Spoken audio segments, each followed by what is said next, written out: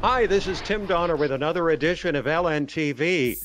Last time we got together, we had our newly minted gaming analyst and LN managing editor Mark Angelides laying out the odds on the 2020 presidential election, what the people who put their money on the line are actually saying. This week, Mark is back to analyze a hypothetical matchup of the competition between the globalists and nationalists, particularly throughout the UK and Europe. Welcome, Mark. Thanks for having me on, Tim. My pleasure as always. Let's discuss Brexit first. It was approved by voters in England famously by a decisive margin more than 3 years ago, but now remains in wait with the new Prime Minister Boris Johnson promising a final resolution by Halloween. What would you consider the odds that Johnson can cut a deal with the EU by then? And what are the odds he does a hard exit, meaning a split with the EU without a deal in place? Well, I believe, Tim, that in terms of the odds, it's whatever Prime Minister Johnson wants it to be. You see, the reality is that there is a deal in place that the majority of Parliament would go for, despite rejecting it 3 times already. But they would go for it if it were a choice between that deal or what they tend to call a no deal, which is essentially reverting to World Trade Organization terms.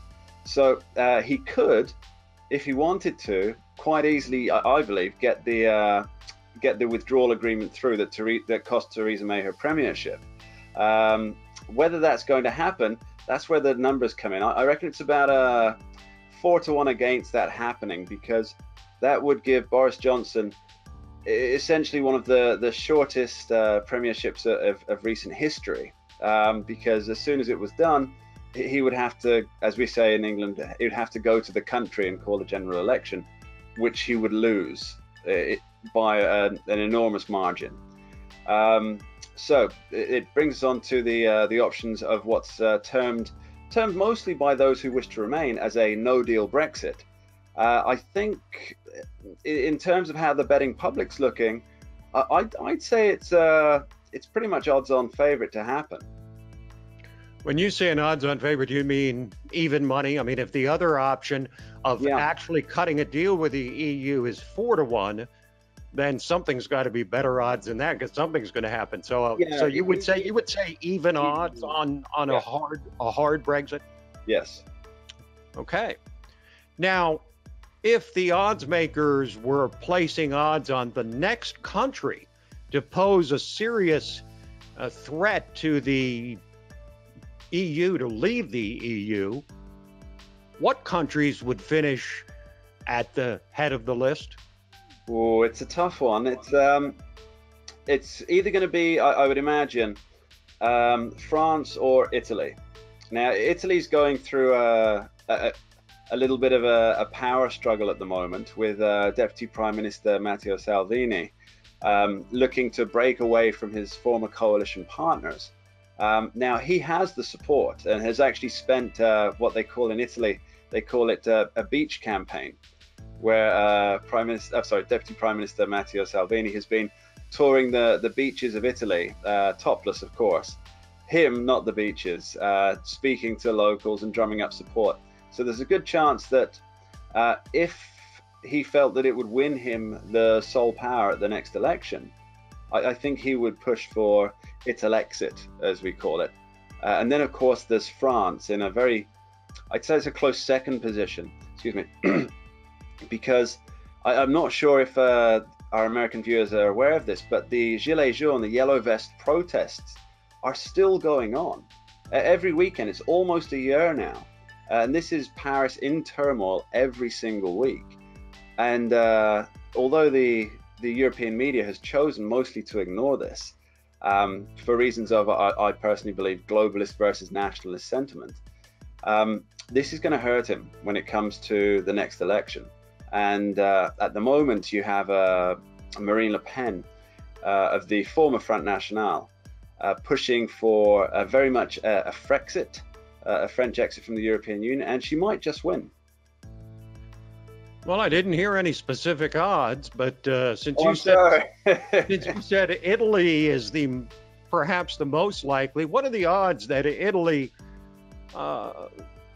actually passes an exit and pulls their own version of Brexit within, say, the next 3 years? What would you put the odds at?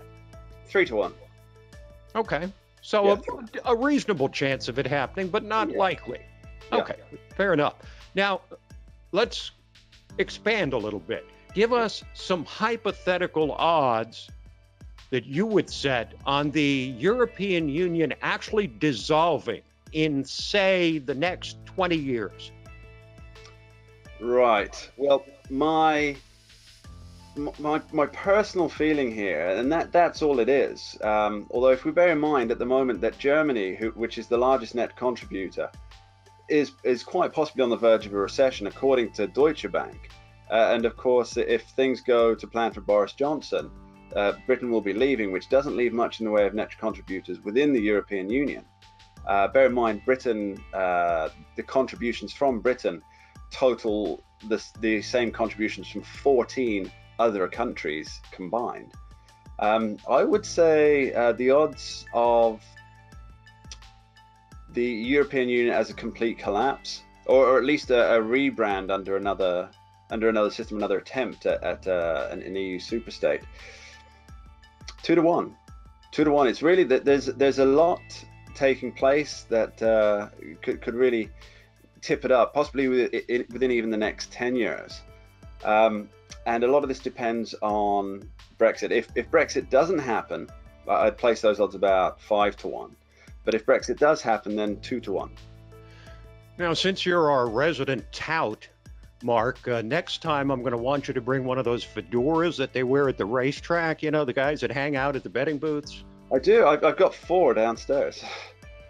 I'm sure you've stocked up recently as you start to lay the odds for the 2020 presidential election, or report on them, as it were. Now, it's hard to quantify the results of a head-to-head ideological battle, but if you had to throw out an educated guess on the percentage of EU residents in the entire EU who generally prefer a global structure with limited sovereignty, like the EU, versus those who prefer a more nationalistic structure with restored sovereignty for individual nations, what would you say in that head-to-head matchup? What percent prefer globalism, and what percent prefer nationalism? Well, oddly enough, I don't actually have to guess on this, because we do happen to know the numbers. So there was a recent survey that asked a very specific question, and it was about how favorably do you feel about your country's involvement with the EU. Now, here's the thing. That survey put it across, and it was over a span of countries with over 1,000 participants in each country. That put it at 67%, around 67%, that had a favorable view of the EU. And so this was touted through all of the media as you can see, support for the EU and the globalist project is very firm. However, that was about how countries feel in terms, are they favorable of the EU? Now, bear in mind that most of the countries within the EU are recipients of EU money. When I say EU money, obviously the EU doesn't produce any money. This is all the net contributors' money being shared out. Mm-hmm. But in terms of would they rather have self-determination and sovereignty from a country as opposed to having an EU parliament passing down legislation, laws to be implemented, then that's actually over 50% is in favor of sovereignty. And that's an interesting figure, because people can still be favorable of the EU without wanting it to be the overarching power within their country. Well, perhaps it wouldn't be, or shouldn't be, so surprising that Germans want to be German, Italians want to be Italian, Brits want to be British, and French want to be French. They don't want to just be European, and that sentiment seems to be growing. Mark, thanks so much. My pleasure, Tim.